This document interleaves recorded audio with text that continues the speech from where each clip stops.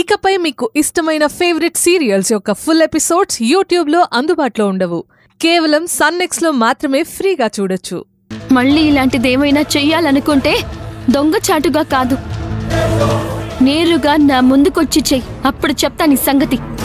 ఇంకొకసారి నా సుందర్ని ఏదైనా చేశావే అనుకో,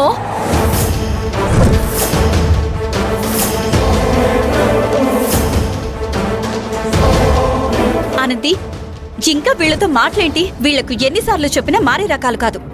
పద వెళ్దాం.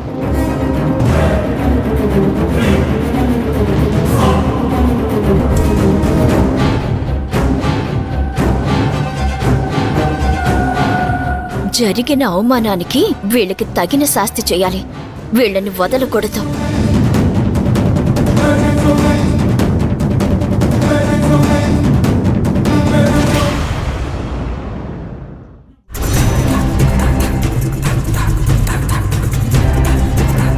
పిలిచారా మేడం? నా గురించి ఏమనుకుంటున్నారు కర్ణాకర్? నేను చెప్పింది ఏది చేయకూడదు అనుకుంటున్నారా? ఏమైంది మేడం, ఎందుకింత కోపంగా ఉన్నారు? మరి ఏం చేయను? ఇన్ని రోజులు ప్రశాంతంగా ఉన్నాను. అది మన గార్మెంట్ కంపెనీలోకి అడుగు పెట్టిన దగ్గర నుంచి నాకు మనశాంతి లేకుండా పోయింది. అటు హాస్టల్లో ఇటు కంపెనీలో 2 చోట్ల నన్ను టార్చర్ పెడుతుంది.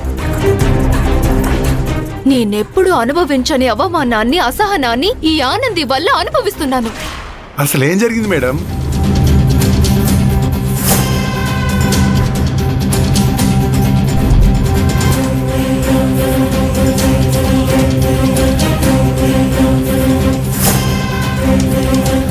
మీ మిత్ర పడ్డ అవమానం కంటే